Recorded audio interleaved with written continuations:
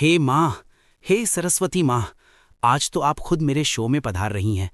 मेरी अक्ल ठिकाने लगा दो, मेरी जेठालाल गड़ा वाली हवा निकल जाए और थोड़ा बहुत ज्ञान आ जाए, वरना आपसे सवाल पूछते पूछते मैं उल्टा सीधा बोल दूंगा और दया सुन लेगी तो घर जाकर सरस्वती के गुस्से का नहीं, दया के गुस्से का सामना करना पड़ेगा।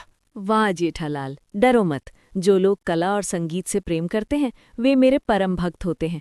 और तुम्हारे अंदर तो कला का भंडार है। चाय बनाने की कला, बहस करने की कला और बबीता जी के डांस पर ताली बजाने की भी अनूठी कला है। हे माँ, आपने तो मेरी पोली खोल दी। लेकिन आज मैं आपसे वसंत पंचमी के बारे में बात करना चाहता हूँ।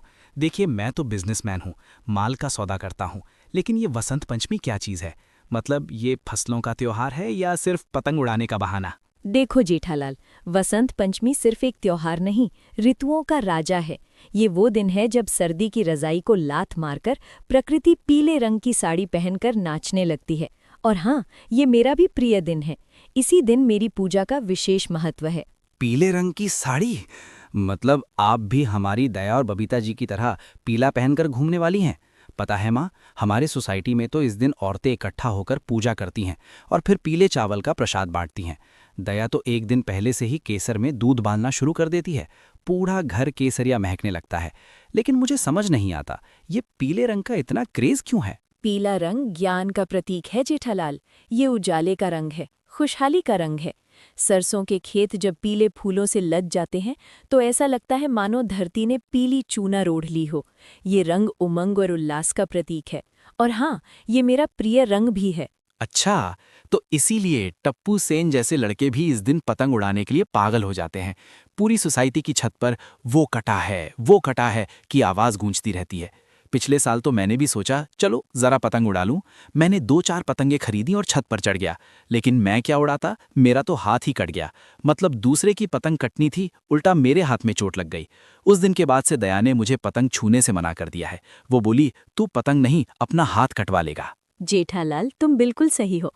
पतंगबाजी में भी कला होती है। लेकिन असली बात तो है इस दिन की शुरुआत। इस दिन बच्चों को पहली बार कलम पकड़ाई जाती है। ये विद्या के आरंभ का दिन है। हाँ हाँ, मैंने देखा है। हमारी सोसाइटी में भी छोटे बच्चों को पूजा में बैठाया जाता है और उनके हाथ में स्लेट पेंसिल देकर कुछ लिखवाया जाता है। बड़े प्यारे लगते हैं वो। मुझे याद है, मैं जब छोटा था तो मेरी माँ भी मुझे वसंत पंचमी के दिन ही पढ़ाई के लिए प्रेरित करती थी। लेकिन मैं तो किताब लेकर बैठ जाता था और ध्यान चाय की दुकान पर होता था। नतीजा, आज गोलमाल की दुकान चला रहा हूँ और अकाउंट्स का सारा काम बागेश्वर जी करते हैं। जेठालाल, तुम ये मत सोचो कि ज्ञान सिर्फ किताबों में होता है। तुम्हारा व्यापार भी एक विद्या है। तुम ग्राहकों से जिस तरह बात करते हो, माल बेचते हो, वो भी एक कला है। लेकिन हाँ, आज के दिन मैं तुम्हें एक वरदान देना चाहती हूँ। क्या मैं पतंगबाजी में एक्सपर्ट बन सकता हूँ या फिर टप्पू को थप्पड़ लगाने की शक्ति मिल सकती है? नहीं जेठालाल, मैं तुम्हें ये वरदान देती हूँ कि तुम्हारी बुद्धि का विकास हो। तुम जो भी बोलो, ज्ञान की बात बोलो। तुम्हारी जेठालाल गिरी दूर हो और तुम वाणी के धनी बनो। मतलब अब मैं दया से बहस जीत सकता हूँ? बहस नहीं जेठालाल, समझाइश।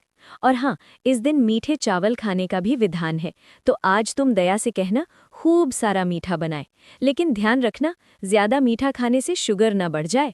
माँ, आप तो बड़ी समझदार हैं। बस यही डर है, एक तरफ पीले चावल की खुशबू, दूसरी तरफ डॉक्टर की डांट। खैर छोड़िए। लेकिन एक और बात है, इस दिन को बसंत पंचमी क्यों कहते हैं? पंचमी तो समझ आ गई, 5वां दिन, लेकिन बसंत? बसंत का मतलब है ऋतुराज, यानी ऋतुओं का लाजा। ये वो समय है जब प्रकृति अपने चरम सौंदर्य पर होती है। पेड़ों पर नए पत्ते आते हैं, फूल खिलते हैं, कोयल कूकती है। चारों तरफ उल्लास ही उल्लास होता है। इस दिन को सृष्टि के नव निर्माण का दिन भी माना जाता है। मैं इसी दिन प्रकट हुई थी। वाह, तो ये दिन तो डबल मस्ती वाला दिन है। एक तरफ आपका प्राकट्य, दूसरी तरफ सर्दी की छुट्टी। लेकिन माँ, आजकल तो लोग इस दिन को पार्टी और ढोल बाजे से मनाते हैं। क्या ये सही है? जेठालाल, हर युग बदलता है। संगीत और नृत्य मुझे प्रिय है, बशर्ते वो श्रद्धा और मर्यादा के साथ हों। ढोल बजे तो बजने दो, लेकिन ज्ञान का स्वर भी कहीं न खो जाए। खुशियां मनाना सही है, लेकिन अपनी संस्कृति और परंपरा को याद रखना भी जरूरी है। बिल्कुल सही फरमाया आपने।